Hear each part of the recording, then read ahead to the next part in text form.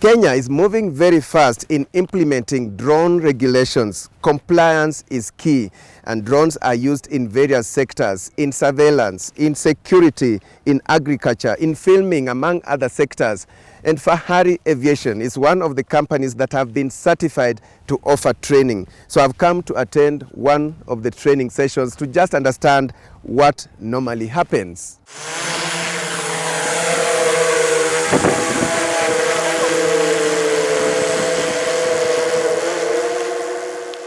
Karibu Alex. Asante Michael. Welcome to our training facility here. I've never seen such a huge drone. Yes, so this is a drone. Yes, this is a drone. These are all drones you can see here. Wow. So this is the Agras T30. It's an agricultural drone. So we used in agricultural applications, mostly for spraying. As you can see, it has a really huge tank. Wow. It's among the largest drones we have in our fleet. It can do 40 acres in an hour spraying. Okay. You can imagine. To touch. Yes, you're allowed to touch. Welcome, karibu sana. You can see how big it is. Wow. So this is our VTOL. It's called vertical takeoff for landing. So it typically looks like a normal aircraft, but the only difference now, because of these 4 additional rotors you see on the side, it's able to take off similar. How heavy is it? It's not so heavy. You can see, and you'll discover all of this is just made of styrofoam. But you see the applicability of how it works. Yes. It's just common material, but in this case, it's able to take off vertically and then transition to a normal aircraft. So this reduces, you don't necessarily need a runway to operate with this one. So you find this is mostly used for where you need high endurance or long flight times. So especially in areas like conservation, security, surveillance, mapping of large pieces of land, you're able to do this in one battery or one sweep. You're able to cover a large. How far can it go? How many kilometers? In terms of range, can do about 150 kilometers range. Yes, and now that, in terms of height, altitude will go up to about 15,000 feet above sea level. So here we are about 6,000. So we have about 11,000 feet that this can still cover. But currently in Kenya, we are allowed to fly up to 400 feet. However, with the necessary permissions and safety, you're able to get approval to do higher altitudes. And this one? So coming to this is another multi-rotor. It's similar to that. The only difference you find, this has 4, while the T30 has 6. So the only difference, that can carry way more. But this applicability, this you'll find at the bottom, what you see here. This is what we refer to as a payload. Okay. So currently it's fixed with a LiDAR, a LiDAR payload. However, this can be changed. You can change. So we currently have a payload that even thermal cameras, normal daytime vision cameras, RGB cameras, as well as LiDAR for multiple applications. Even when mapping a steep slope of land, with this you're able to even account for that gradient, not just coming out as a flat piece of land. Quite a big variety of drones. Yes. And for us, we are used to like that one for filming. Yes. So this, I think, is the most common drone in Kenya. Even when we talk about drones, that's the first thing that comes to people's mind. So here at Fahari, we use that mostly for training. However, it does have a very nice camera. So even for filming and photography, it does serve the purpose. But for training our students, we believe it's among one of the best training drones we have in the market. So Fahari is not just training, we also do operations. So here you can find some of our team members from operations. I believe you know one of them. He's one of your...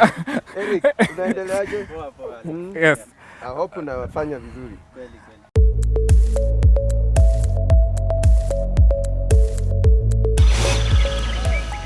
Fahari Aviation's objective is to encourage socio-economic growth by supporting business streams in sectors such as energy, conservation, infrastructure, public safety, as well as in agriculture. Fahari Aviation is approved by the Kenya Civil Aviation Authority to provide quality unmanned aircraft systems training to meet the demands of an emerging and fast-growing technology. So currently our target market is people who are looking to use drones either to further or make their work more efficient, or to use drones in a way either to further their career as a new career venture. Somebody who's looking at drones as a way of how can drones help me either in agriculture, in security, make my work easier. Those are the people we are targeting to train, as well as also hobbyists who are looking to go the legal route and be regulated and use drones both safely, legally and securely. The goal is to promote public acceptance of UAS technology in the community. We were able to participate in the national census, wildlife census, that is in the conservation bit.